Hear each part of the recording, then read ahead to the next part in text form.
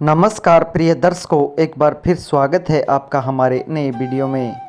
प्रिय दर्शकों, आज फिर हम नया वीडियो नई जानकारी लेकर हाजिर हुए हैं। प्रिय दर्शकों, आज का ये वीडियो बहुत ही खास और मोटिवेशनल होने वाला है। प्रिय दर्शकों, आज का जो हमारा प्रसंग है, आज की जो हमारी कहानी है, वो भगवान शंकर और एक आलसी ब्राह्मण की कहानी है। प्रिय दर्शकों, कहानी बहुत ही मोटिवेशनल है, बड़ी ज्ञानवर्धक है, इसलिए कहानी को एंड तक जरूर देखिएगा। दर्शकों, एक गांव में एक किशोरी लाल नाम का एक आलसी ब्राह्मण रहता था। वह अपनी पत्नी कलावती के साथ अपने गांव में ही रहता था। दर्शकों, किशोरी लाल आलसी तो था ही, पर वो भगवान शंकर का परम भक्त था। वह सुबह शाम शंकर भगवान की पूजा करता और उनका नाम जपता रहता था।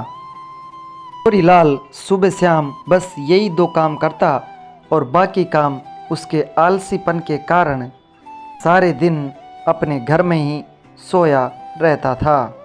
इसी वजह से किशोरी लाल और उसकी पत्नी के बीच आए दिन अनबन बनी रहती थी। किशोरी लाल से उसकी पत्नी कहती है, सुनते हो जी, आप जल्दी से खाना खाकर खेत में चले जाओ, आज फसल काटनी है और खेत से आते समय सरसों का साग भी लेके आना है। घर में सब्जी बनाने को कुछ भी नहीं है।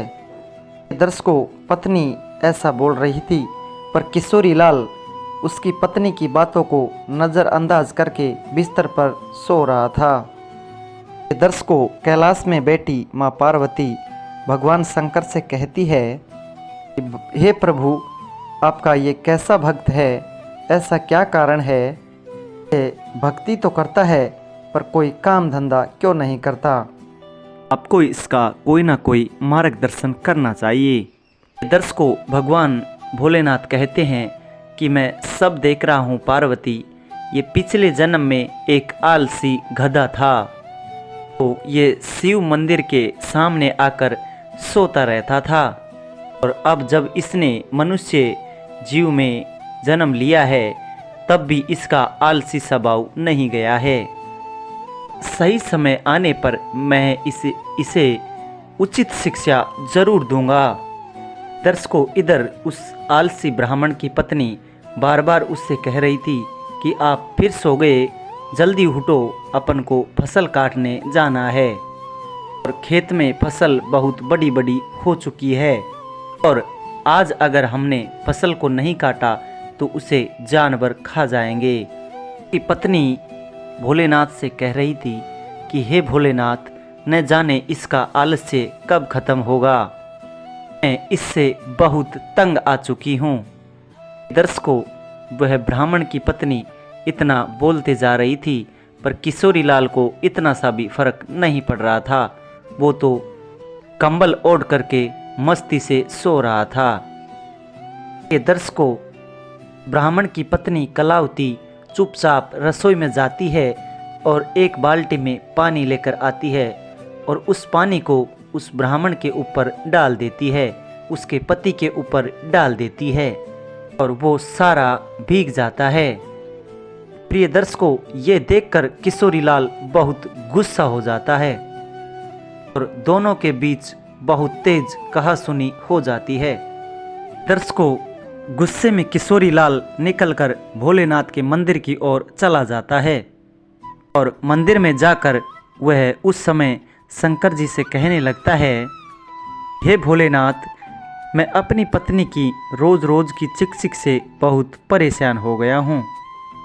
मैंने आपकी भक्ति अगर श्रद्धापूर्वक की है तो मुझे एक वरदान दीजिए। ऐसा बोल करके किशोरी लाल बहुत जोर जोर से रोने लगता है। ये दर्शकों, उसके भक्ति भाव को देख करके स्वयं भोलेनाथ किशोरी लाल को दर्शन दे देते हैं।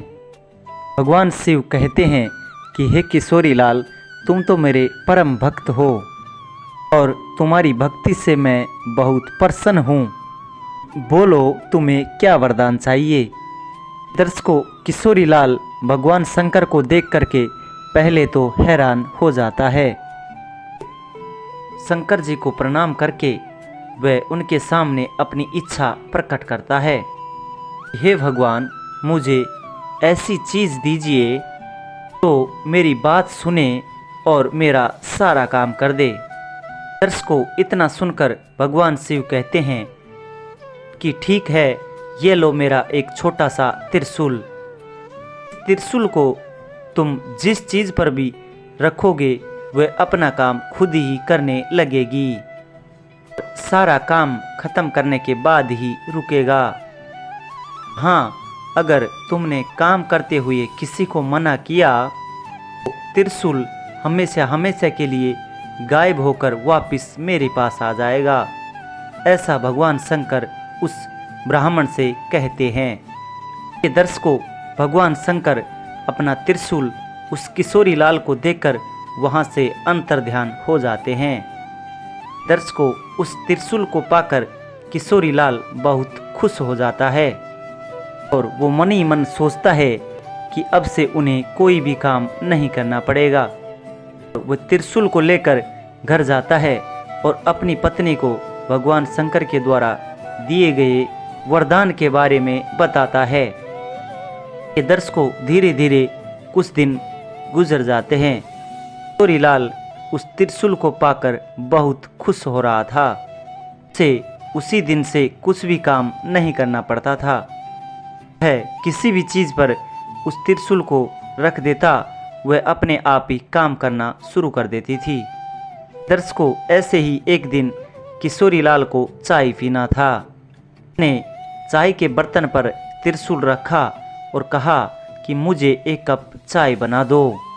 बोलते ही अपने आप चाय के तपेले में अपने आप दूध, चाय, चीनी डल जाती है और चाय तैयार होकर बन जाती है। इस तरह वो हर काम में शंकर भगवान के दिए हुए उस त्रिशूल से अपना काम कर लेता था। घास में पानी देना होता तो वह त्रिशूल से उस पानी देने वाले पाइप को छूकर पाइप को कहता, पाइप इस बाल्टी में पानी भरकर इन पेड़ों में डाल दो। दर्शकों, पाइप को ये काम बोलकर किशोरी लाल अपने घर में सोने के लिए चला जाता है। दर्शकों, उसके सोते ही लाइट चले जाती है और लाइट जाने के कारण पंखा बंद हो जाता है। किशोरी लाल बिना चिंता किए हुए उस अपने पंखे से कहता है कि पंखा, मुझे बहुत तेज गर्मी लग रही है। तब तक लाइट ना आए जब तक तुम मुझे इस पंखे से हवा करो। किशोरी लाल के किए अनुसार वह पंखा हवा करने लग जाता है। इसीलिए धीरे धीरे किशोरी लाल अपने हाथ से बिना कुछ काम किए वो सारा काम उस त्रिशूल से करता था। दर्शकों, एक दिन किशोरी लाल को भूख लगी और उसका अच्छे अच्छे पकवान खाने का मन कर रहा था, तो वो खाना खाने बैठ गया। कैसा होता अगर खाना अपने आप ही मुंह में आ जाए, मुझे हाथ का भी इस्तेमाल ना करना पड़े और मैं आसानी से खाना भी खा लूँगा। ये सोचकर वह खाली प्लेट पर त्रिशूल रखकर बोला, अच्छे अच्छे पकवान मेरे मुंह में अपने आप आने चाहिए। ऐसा कहते ही तरह तरह के पकवान उस प्लेट से निकलकर किशोरी लाल के मुंह में जाने लगे। तरह की मिठाई, नए नए स्वादिष्ट पकवान वह बिना रोके ही उस किशोरी लाल के मुंह में जाने लगे और वह बड़े मज़े से खाकर उनका आनंद ले रहा था। और ये मज़ा कुछ ही देर का था। थोड़ी देर बाद किशोरी लाल का पेट भर गया था। खाना रुकने का नाम ही नहीं ले रहा था। पेट से नए नए पकवान निकल करके उसके मुंह में जा रहे थे। ये देख करके किशोरी लाल परेशान हो गया। तो जैसे ही खाने को मना करने जा रहा था तो उसे भगवान शंकर की याद आई। अगर वो काम करते हुए त्रिशूल को मना करता है तो उसका वरदान हमेशा हमेशा के लिए चला जाता है। वरदान हमेशा हमेशा के लिए समाप्त हो जाएगा। ये सब सोच करके वह चिल्लाने लगा। उसके चिल्लाने की आवाज़ सुनकर अब उसकी पत्नी रसोई घर से बाहर आती है और वह किशोरी लाल को देख करके हैरान हो जाती है। किशोरी लाल से उसकी पत्नी खाने को रोकने के लिए बोलती है। वह किशोरी लाल भगवान के दिए हुए वरदान को नष्ट करना नहीं चाहता था, पर आखिरकार उसे बोलना पड़ा कि रुक जाओ। आना तो रुक गया, लेकिन उसके साथ शंकर भगवान की दी हुई वह त्रिशूल भी गायब हो गई। दर्शकों, किशोरी लाल उस त्रिशूल को अपने पास न देख करके बहुत खुश, बहुत दुखी हुआ। किशोरी लाल अपने मन ही मन बहुत दुखी हो रहा था और अब वह कुछ भी नहीं कर सकता था। शंकर भगवान के दिए हुए वरदान को उसने खुद ही समाप्त कर लिया था। प्रिय दर्शकों, यह थी आलसी ब्राह्मण और शंकर भगवान की कुछ महत्वपूर्ण कहानी। प्रिय दर्शकों, हमें इस कहानी से यह शिक्षा मिलती है कि हमें कभी भी अपने जीवन में आलस्य नहीं करना चाहिए। हमें अपना काम समय पर ही करना चाहिए। प्रिय दर्शकों, हमारी कहानी यहाँ पर समाप्त होती है। हम उम्मीद करते हैं आपको ये कहानी ये बेहद पसंद आई होगी। प्रिय दर्शकों, अगर हमारा वीडियो आपको अच्छा लगा है तो लाइक शेयर कमेंट करके ज़रूर बताइए, और साथ ही जो लोग हमसे नए जुड़े हैं वो हमारे चैनल को भी सब्सक्राइब कर ले, ताकि हमारा आने वाला हर वीडियो पहले आप लोगों तक पहुंच सके। प्रिय दर्शकों, मिलते हैं जल्दी नए वीडियो में। जी नमस्कार, धन्यवाद।